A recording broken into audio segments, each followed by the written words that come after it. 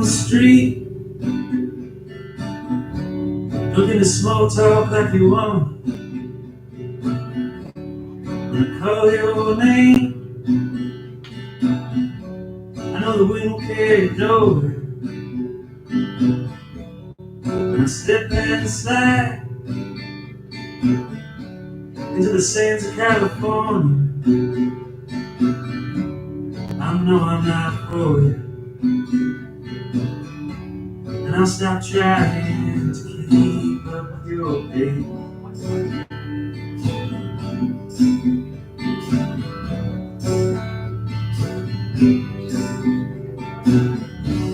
The lights go out,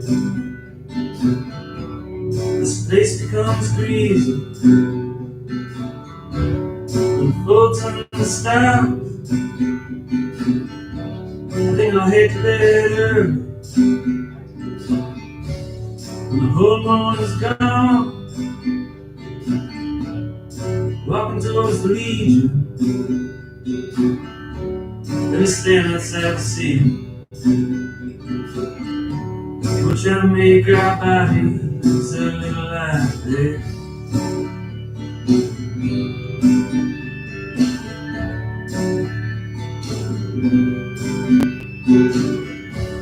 When the time does come, and we're dancing to the sad songs, the edge of our world is just a couple blocks to go to. I've had enough of being at home. Say I hate you so much, but I really mean it. I hate to leave this before.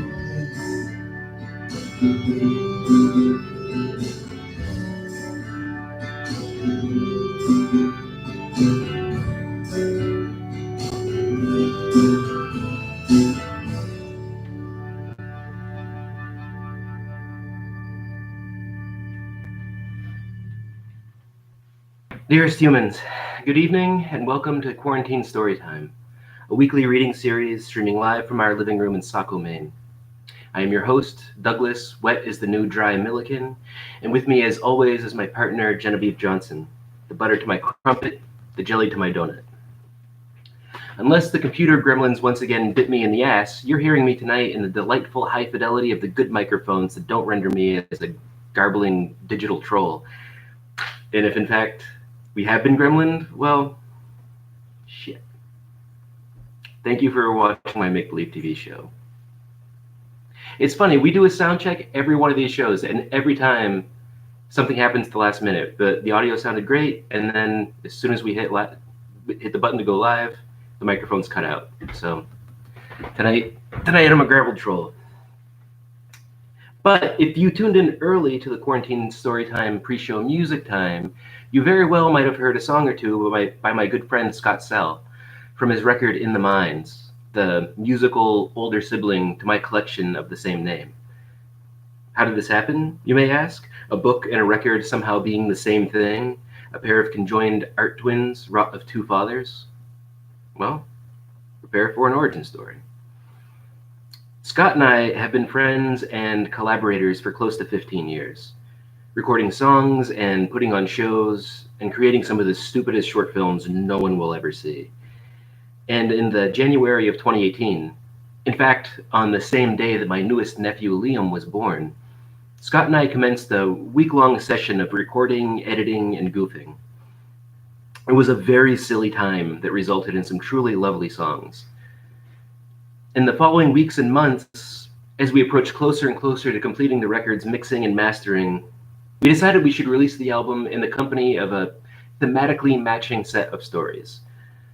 So much of our individual creative efforts already seemed to inhabit the same landscape, involve the same types of characters.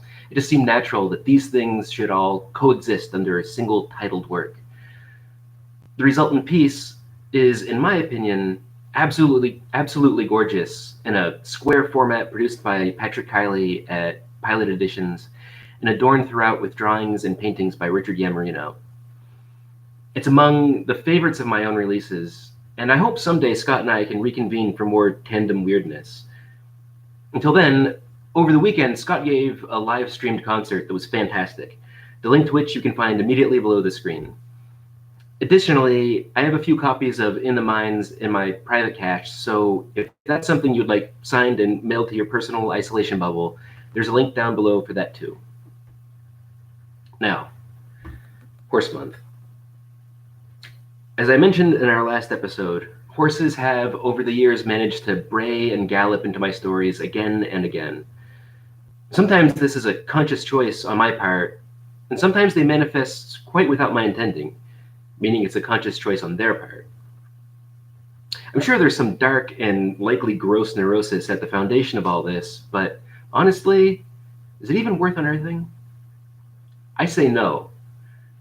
However, Genevieve has thrown down the gauntlet and challenged me to stare this fact straight in its enormous dewy eyes. So here we are, the first installment of Horse Month, which I've impulsively and possibly misleadingly titled Mythic Horses. But before that, a different sort of mythic. In much the same way that horses return like bad pennies in my stories, a series of hairy Houdinis have peppered my life, appearing and disappearing with a frequency and predictability that only they can fathom. I have friends that vanish without explanation, is all I'm trying to say. And one of the most mythic of these ghost friends is the writer Jacob Cholak. Cholak and I each had our first books published by Nada Publishing, a short-lived anarchist press run by Andrew Lyman. Cholak and I each quit our jobs and together drove across the country the longest way we could conceive, ostensibly for creative purposes, but mostly because we each were attempting to achieve escape velocity from our lives. Cholak and I each failed to achieve escape velocity from our lives, but Cholak might have come closer than I did. In the 9 years since our trip from one edge of the continent to the other and back again, I have seen Cholak less than a dozen times, with him almost always appearing out of nowhere, knocking on my door in the middle of the night or manifesting out of the fog above some coastal cliffs. I get that this sounds very gothic and possibly suggests that Cholak is a vampire or maybe not real. I get it, and I cannot deny it. Nor can I deny that I miss my friend and that I hope he's doing okay.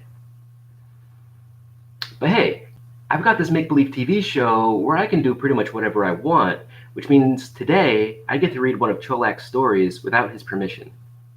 Eat shit, ghost friend. The story I'm going to read is from his collection Didn't Die Young Yet, which is long out of print and unlikely to be found most anywhere. That said, I did a few months back notice a used copy at the Green Hand in Portland, so maybe if you're lucky, it's still there and can be ordered and shipped to you. The story I'm going to read is called Emily and Horses and is dedicated to his sister.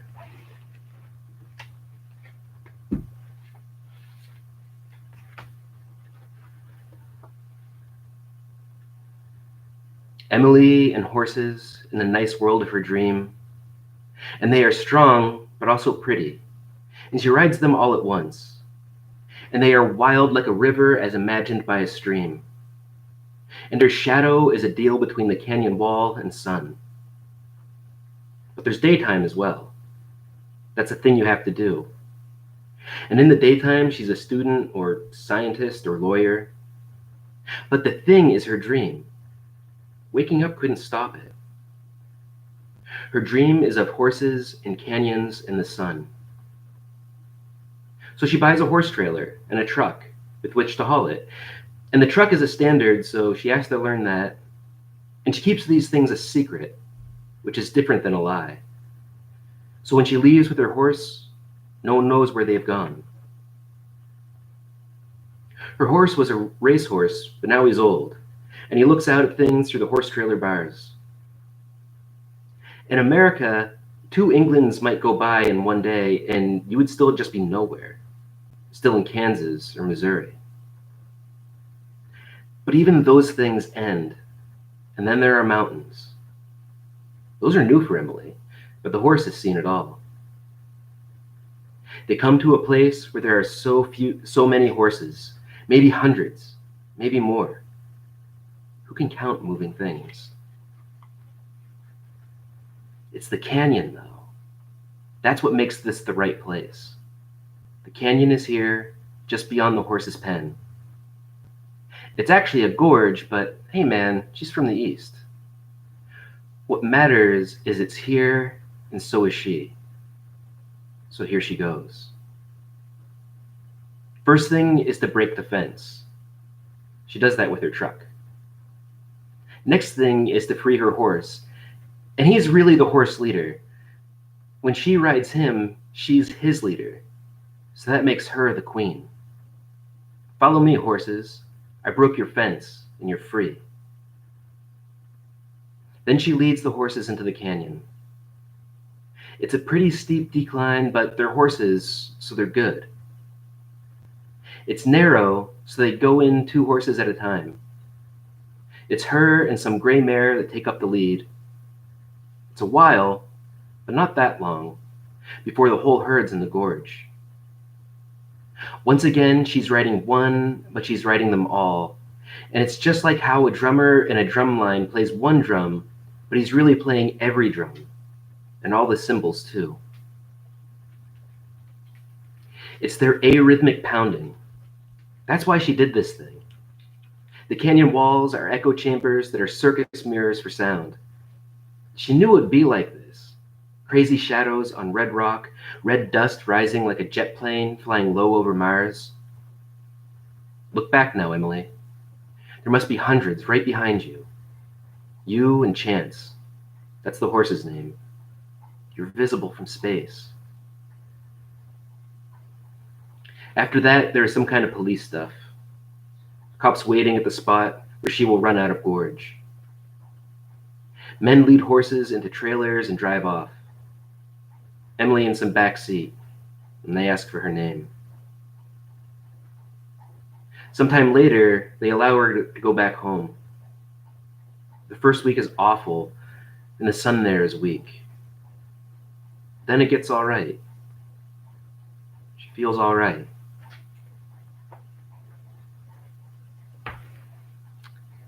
Again, that was Emily and Horses by Jacob Cholak, the best worst friend I've never had, from his collection Didn't Die Young Yet, which you can find nowhere.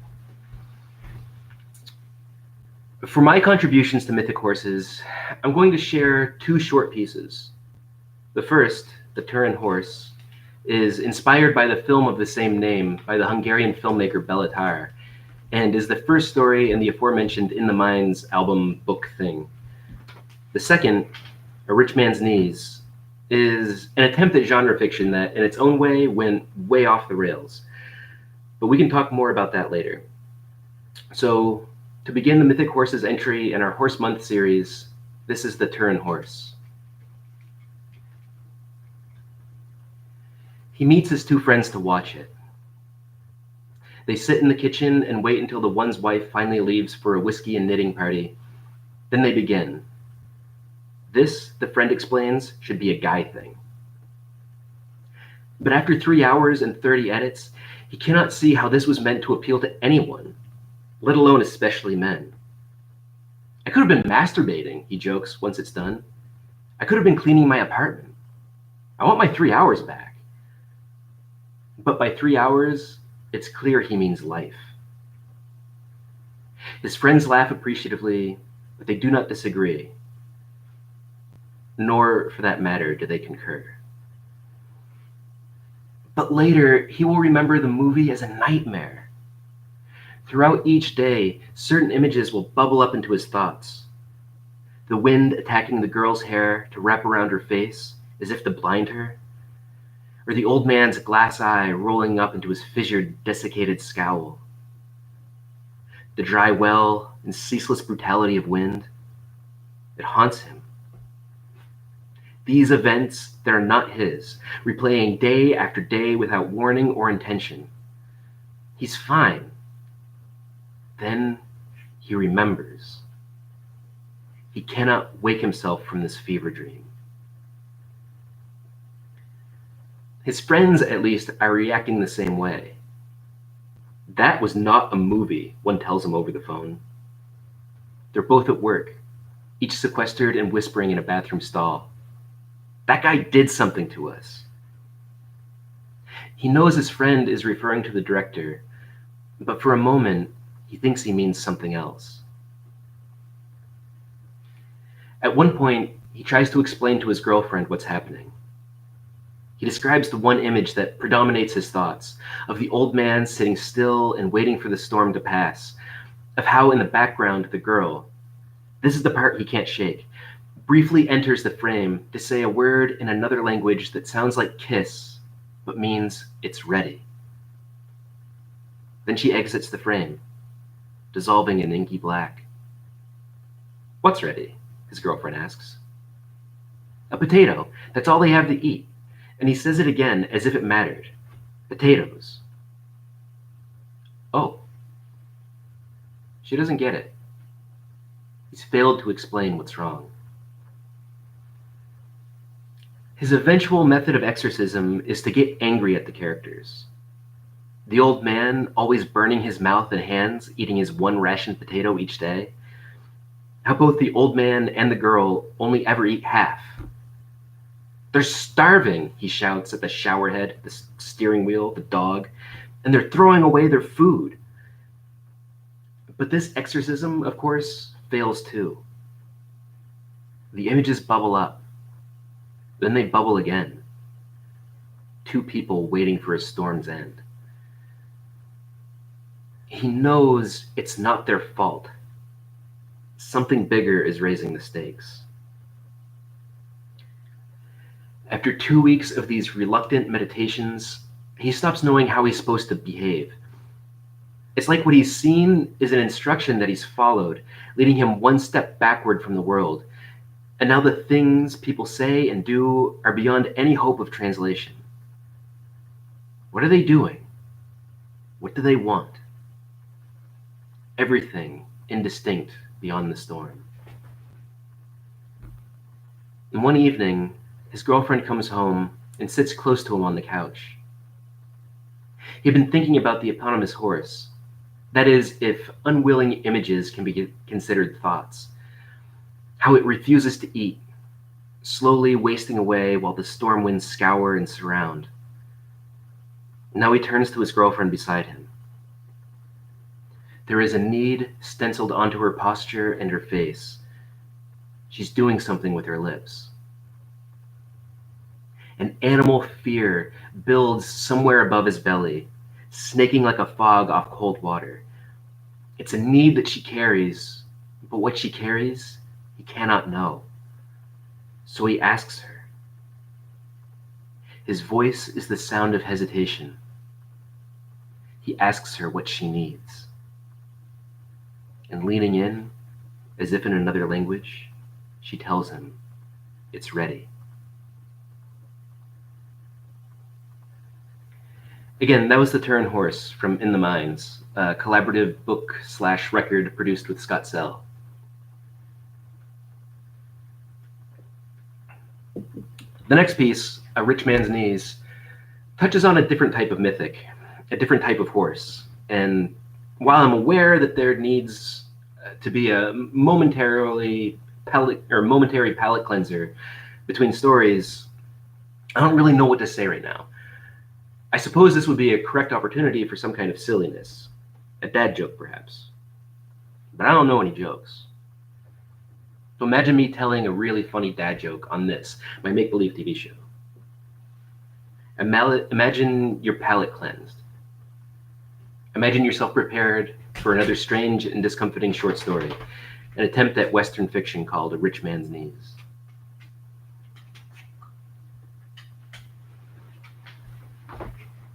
The whole town had gathered around the church because Hollis Whitaker was holed up inside, and we knew, and he knew, that he pretty much had to die. It wasn't anything personal.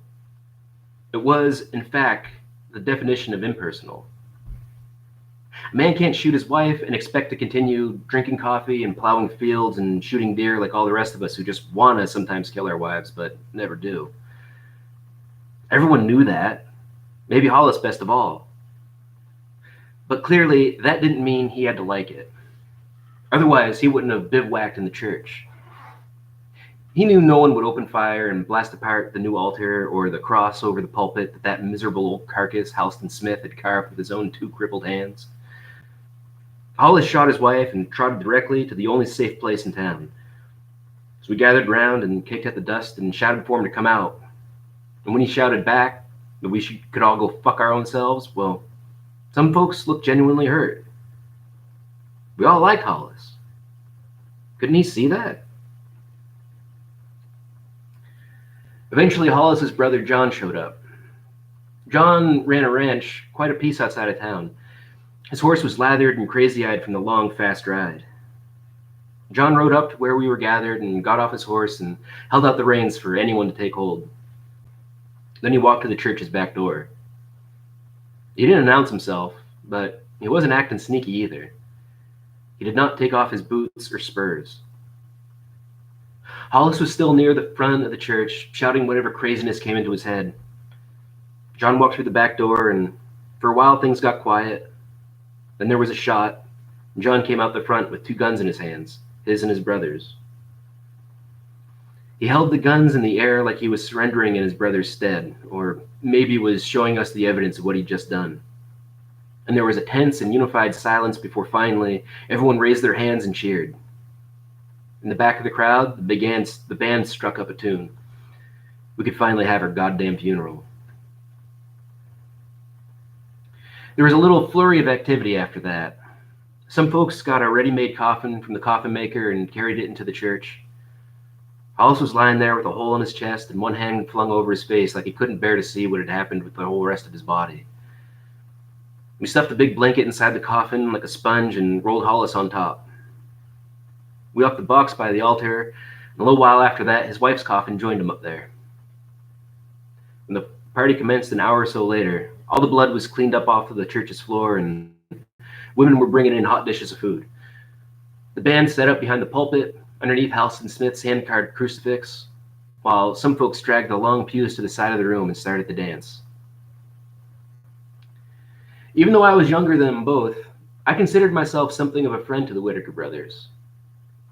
When I was a boy and John was just a young man, I'd go out hunting with him as a sort of helper, although he always made a joke of calling me a squire.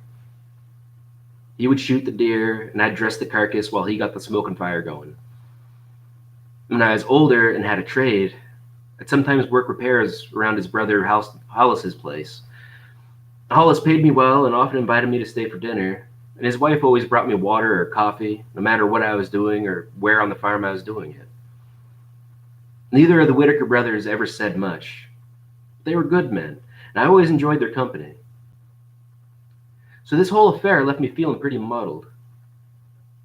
It struck me as the best possible outcome that John was the one to shoot Hollis, but it also seemed pretty damn unfair. I wasn't sure what to make of it. I tried to dance, but couldn't dance. My legs didn't want to, not really, so I kept John company. I know you're not supposed to have whiskey in a church, but there's a lot worse things a man can do in church, and we'd seen some of those already today. So John and I drank whiskey and watched the girls dance, and when I asked him how he felt, he said fine, and I believed him. After a while, a group of men gathered around us in the back of the church, passing around jars and talking about whatever. In a corner nearby, Halston Smith, the famous crucifix carver, was slouched on a 3-legged stool, pretending to watch the twirling skirts, but just as likely listening in on everyone's conversations. He had a big, floppy black hat laid across his lap, the sort that you'd maybe expect a Quaker to wear, with his face like an empty grain sack all bunched up and forgotten in the dusty corner of some barn. Instead of talking to the other men, I just stood there and stared and felt my guts boiling. Sometimes, honestly, I hate that old man. I couldn't even tell you why, but I was startled out of my hateful study on account of one of the younger fellows asking John why Hollis would want to up and shoot his wife like that, and everyone all at once hissed at him to shut the hell up. Who knows what rage builds up inside a man as he lies next to the same woman every night, listening to the sound of her breath while she sleeps. It wasn't anyone's business why she died. What are you going to do with your brother's place now? I asked. Mostly to change the subject. John just shrugged. I don't know. John wasn't looking at me. He was watching the fiddle player's bow slide over the strings. The band was playing the sort of song that everyone knows, even though it maybe doesn't have or need a name. I watched John watch the band, and I could tell what he was thinking. A minute later, I said I'd help him clean up the place, and he thanked me, and that was that. The band played a couple more songs, and people danced, and then the band took a break, and everyone rested and ate and talked. This is when the preacher was supposed to say his bit, but the preacher wasn't anywhere around. No one knew where he'd gone. Then these younger boys got up on stage. I recognized them as the strange kids who worked at the Upper K, mucking out stalls and talking about books. And the three of them took up to playing a song on piano and guitar, with one of them just singing. I hadn't known those boys to play music. I guess it took everyone by surprise. It wasn't a song you could really dance to, but it was pretty and sad, and the one boy sang something about how even the richest man's knees get dirty when he prays. When the song was over, I looked at John, and his eyes were all red and itchy looking. Even after the boys stepped down, he kept looking up at the pulpit, as if they were still there under Halston Smith Cross, still playing their sad, strange song. We buried the bodies soon after that. The sun had just about set and the earth was hard, but we all took turns with a shovel and pick until we finished by the light of 2 lamps. And by then, the preacher was back, and he said what words he had, but his words seemed poor after what the kids had sung. We said amen anyway and put the dirt back where we found it. Then we all went our separate ways. And I remember as everyone slowly headed back toward wherever they thought they were going, I spotted the crossmaker hobbling among the other meandering bodies. He was shaped so much like a question mark and held a cane in the knot of his hand. He looked about 1,000 years old. How could someone so sucked dry by time have possibly carved anything resembling our Lord in his most painful last moments on this earth? Most of the times I see Halston Smith around town, I just wish the old bag of dust would die already and leave us alone. But that night, standing between those 2 new graves while everyone I knew walked away into the night, I did not wish death for him. Maybe for the first time in my life, in a way that made me feel scared like a child, I was glad he was alive. Afterward, I decided I would keep John company through the night. So we rode out into the desert and built a fire and made a simple sort of camp. Neither one of us wanted to be in anything like a house right yet. There was sage and saguaro and about 1,000,000 stars up above, and at first it was fun riding and gathering wood and drinking the last of our whiskey, but after a while, I wasn't sure if it was the best place for us to be. The desert that night made me feel old the way Halston Smith looks old, stooped and vulnerable, hands twisted and spent. I don't know what it was John felt out there, saying nothing while the fire crackled and snapped. Neither of us slept. That night, we saw a fox that was mostly black but for silver veins tracing its sides. Then we saw a 4 pronghorn rush past us in the dark. But John insisted they were unicorns. I didn't know what to make of that. His eyes were shining like silver dollars in the firelight. I waited for him to blink, and then he did. I wanted more than anything to not be spooked out there with my friend, and I was. The moon rose and fell, and the fire died, but we remained. And in the morning, we rode to his brother's empty house, tired-eyed and silent, to pour water from the well across the kitchen's worn floorboards, to wash his sister-in-law's blood, gelled still and thick and forgotten in the grains her own bare feet once polished to a sheen.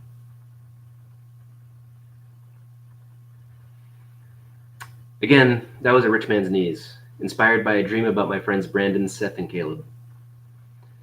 Now is that eagerly longed-for portion of the show where Genevieve joins us, relieving us all of the uninterrupted sound of my voice and the static vision of my giant floating head. Genevieve? Uninterrupted sound of my voice. You gotta mute that, girl. Hi. Hey, How are you? I'm good. Happy story time. Happy story time. Thank you for being here with me. Yeah, thanks for making this in our living room. Yeah, I tried. All right, let's do get to it. The chat was surprisingly quiet tonight. I see. But I have some questions. Okay. So I'm going to start us off by a classic Colbert Report question. Okay. Horses. Horses. Great animal or greatest animal? Probably great. It's a great animal. I think it's a very great animal. I don't think it's the greatest. I don't know what is. If you give me a minute, I might come up with something, Yeah. but it's not scientific. I don't know animals. I'm not a biologist. Maybe they are the greatest.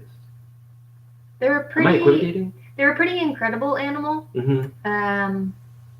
I do think that there are some contenders out there, Mm-hmm. and if you're a fan of Radiolab, there's a whole episode about this. About the greatest animals? About the greatest animals. Mm-hmm. What are their contenders? The blue whale, Pretty obviously. Dope. Yeah. Pretty incredible. Yep. With its vocal capacity and size and. Yeah. All right. I'll give him that. Mm-hmm. And then I mean also aquatic animal dolphins. Their intelligence has been widespread. Pandas, however, are a lot of fun. Pandas are incredibly They're fun. fucklers. They're the most hilarious antagonists. At least baby pandas. I don't know. Do they lose that when they get older? No, they seem to all have that. Yeah, they're bastards. They're fantastic. Douglas and I have in our darkest moments during quarantine turned on baby pandas messing with zookeepers. If you need a moment in your day that really brightens things up, YouTube baby pandas and enjoy. Yeah, you're welcome. Yeah, and it honestly seems like the keepers for the pandas are there almost entirely for the pandas to harass while people watch. These people they're just like brushing up leaves into a bucket that the panda wants to be inside. The chores really seem, Yeah, it's an excuse for panda harassment. Yeah. So on a more serious note, and this could probably be an entire curriculum or like a master's thesis, but what are your thoughts on the role of myth in storytelling? I feel like it's central to storytelling. I think like the traditional role of the shaman in most cultures, as far as I understand it, is they tell stories for people in order for the people in their community to understand what's going on, but without referencing what's going on. Because oftentimes when you talk to someone about what's happening to them in their actual life, there's this, I don't know, for me anyway, I can say there's this resistance. Like, you can't tell me about my life, I tell you about my life. And we each have different ideas of what's going on anyway. But in speaking in stories and metaphor and myths at the origin of it, you're illustrating something by making characters that aren't you, that aren't your people, that aren't your family. They're fox and coyote and porcupine, skunk, possum. And so in that way, by that distance making tool, you actually gain access in a way that you wouldn't otherwise. I think that's one of the things that I've always kept in mind as far as like the role of myth in storytelling. It's like you're explaining to people, you're explaining to people themselves, but you have to do it in metaphor and in symbols. Do you prefer the role of the storyteller as a writer or as a performer? That you've had some incredibly generous compliments. I think Martin Steingesser has said this, the sweetest things about the power of your voice and the way you take on your characters.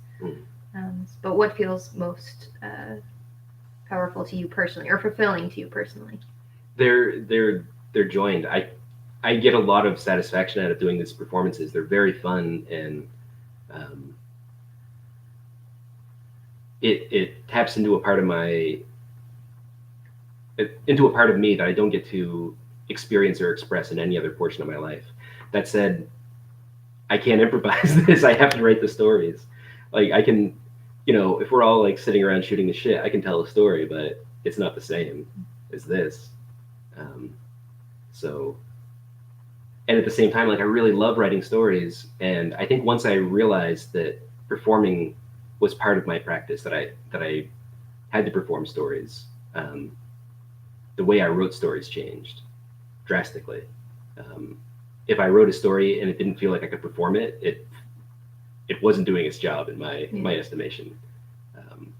So that became a big part of my writing practice, was actually reading the stories aloud to make sure that the voice and the rhythms and the breaks, all of it made sense to the ear as well as to the eye. If you had complete control of the universe and your stories, would you read them to everybody, or do you want them to be read off the page? I think both, because it's a different experience. I mean, I know I experience the stories differently when I read them on the page versus read them out loud. And I know when I hear an author read their work and they're really good at it, someone who's a very good reader, like Martin Steingesser or Megan Grumbling, or Megan Lamb, like they're such good performers of their work that it's always a joy to hear them read it. But it's also so fulfilling to read that work too, and it's a different experience. It's a quieter, more intimate experience, and I can go back and read over things and that sort of thing. But yes, yeah, it has to be both. Okay, one more question. Okay. And then we'll close it out with our wonderful Brandon suggestion from last week, which was to recommend a book from the bookshelf. But before we do that, what is the role of friendship in your creative life? Ooh. You had stories that were inspired by friends that threw dreams. Mm-hmm. Your mysterious Cholak, who I have never met, so I cannot confirm. You have met Cholak. Oh. I brought him into space that one time. He's so mysterious that he wiped the memory from my mind. No, he does exist. You've seen him with your own eyes. He's shockingly tall. He's so tall. He's so weird. The role of friendship. Mm-hmm. And obviously Scott songs at the beginning in the collaborative book project. No, so nearly all of my friends are collaborators in one form or another. All of my very close friends, and that doesn't necessarily mean like we make work together, but the relationship we have allows for an open exchange of ideas that often, for me and hopefully for them, goes a great distance in what their creative lives are after that conversation. But like Scott and I have worked on so many projects together, and it definitely seems like the characters that we write about in the situations, we're kind of trading scenarios and landscapes. So without necessarily getting together and saying like, we're going to do this, we're definitely creating a world together. There are other artists like my friend Carmina Escobar, who I haven't seen in years. We met at a residency in Connecticut, and we just had so much fun hanging out together during that month and improvising music and just blathering about, incredibly silly things and very moving things in the art that really struck us. And, almost everything I wrote during that residency and in the months afterward definitely had her mark on it. So that my relationship with my friends is always like it can't help but inform what I'm doing. Mm-hmm. And I don't think I would continue making the work that I do if it wasn't for my friends. There was a long period of time when I wasn't really publishing. I was working very much in isolation. The imagined audience I had was actually my friend Wes. Mm-hmm. I often the stories I was writing, I was pretty much writing for Wes. if Wes liked it, or if I could imagine Wes responding to it in a positive way, then I knew I was doing something good. I don't know if he actually even read any of the stuff I was writing at that point. I'm not sure I even sent it to him. But that was your touch point. Yeah, my idea of Wes. Hey, I got a question for me. Can I answer my question? Okay, sure, yeah. All right. Patrick writes, Genevieve, do you only write short journal entries, or did you just read the short ones? And last episode in our Joy live stream, I read some excerpts from my journal from last year. And Patrick, I tend to write very, very short journal entries. I usually write the next morning, and over the course of the day, if something wonderful or silly or awful happens, I try to create like a 1-line or 2-line synopsis of what that is, and then write it down the next morning if I can remember it. So I spend all day repeating to myself what that one thing is to try to get it to stick. Which is a pretty good like means of composition to like you're kind of like refining and editing it through the day by like repeating it to yourself. And then the practice of transcription is almost like the final edit of it. I don't think we touched on this during last week's show, but for our New Year's like non-celebration this year, like we stayed home and we settled on the couch, and Genevieve like read the choicest bits from her journal from the past year. I think we called it a year in one-liners. And it was a really great way of acknowledging and celebrating the past year. All of those moments that don't come to mind anymore, but you really enjoyed. Yeah, there's some really like beautiful surprises in there. Cool. All right, time for book selections. Book selection for this week. So last week I had recommended Already Dead by Dennis Johnson, which I am reading now. I took my own suggestion.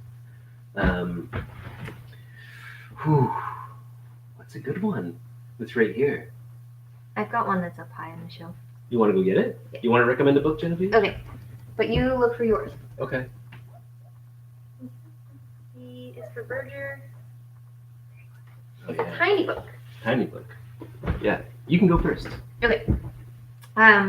So this was my solstice present from Douglas this year, and it's from a series, Penguin Modern. It was put out in the UK, and they're all £1 in the UK.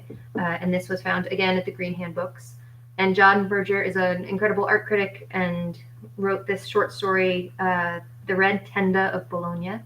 And it's described as a dreamlike meditation on memory, food, paintings, and a fond uncle, the improbable beauty of Bologna from the visionary thinker and art critic. And I lost a dear friend and kind of mentor in my life in the last few weeks, and it was incredibly hard. And Douglas said, how do you want to remember him? What would he want you to do in this moment? While I was processing his loss, and when I read the first 2 lines of this book, I immediately had written to that friend and told him that, this reminded me of him. So I spent about the 30 minutes that it takes to read this little copy. And do you want to read those lines? Sure. I'm going to try to do it without crying, but I can't promise anything. Okay. I should begin with how I loved him, in what manner, to what degree, with what kind of incomprehension.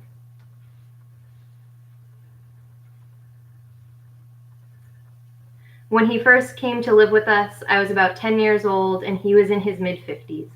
Yet I thought of him as ageless, not unchanging, certainly not immortal, but ageless because unanchored in any period, past or future. And so as a kid, I could love him as an equal, which I did. It's a really beautiful passage. It's a really great book. I highly recommend it. And the whole series, I think there is about 30 of these. There might be more. There's a ton of them when I found that one. Cool. Good selection. Yeah. I really love him. He's an author that I've only recently learned about. Maybe a couple, I guess it's been about a year. And he just consistently blows me away. I guess my recommendation for this week from my library is the Karaoke Singer's Guide to Self-Defense by Tim Kinsella. Tim Kinsella is one of my favorite musicians, and definitely the orchestrator of one of the more profound moments of my life. Definitely a life-changing moment. And this is his first novel, and it's brilliant. So many fascinating repetitions and contradictions within all the characters' lives. Like one character who's a dancer who gets knocked up and is aware that the only way she can keep the baby is to quit dancing. But if she quits dancing, she can't afford to have the baby. So she has to keep dancing to have the baby, but she can't afford to have the baby. Yeah. But I think one of the most moving lines for me is from near the end, where one of the characters in his meditation is thinking, never seeing someone again, never touching them or smelling them or hearing their laugh again, meaningless really, compared to having ever known them. It just struck me as like such a simple and profound truth. Yeah, so those are our recommendations. That's a nice addition to the show. I'm glad you came up with that. That was not me. It was Brandon. But you're making it part of the institution now. I would have just like done it one time and skated on by. Was that it? Are those the questions? That's where we wrap it up. Okay. All right. This has been our 5th episode of Quarantine Storytime and our first installment of Horse Month. Thank you so much for tuning in to my make-believe TV show. And please join us next week for episode 6, wherein we'll explore the theme of ghost horses. Ooh. If tonight's show has left you feeling entertained and grateful, yet also perhaps longing for more, well, it turns out I have some options for you. Below this screen, there are perhaps too many links, among which you can learn more about and sample works connected to tonight's show, be they my own stories or the music of Scott Sell, as well as purchase signed copies of In the Mines or Our Shadow's Voice, or any of my other books, not to mention the option of leaving a one-time or continuing tip in appreciation of all the work Genevieve and I have to go through to produce each of these programs. With that in mind, if you are like me and living off your savings, please enjoy the free show, keep watching, and maybe share this episode with an aunt or cousin who might enjoy stories of haunted films and frontier domestic violence. Until next time, stay safe out there, friends, and look out for one another. From our living room in Saco, Maine, good night. We'll see you next week.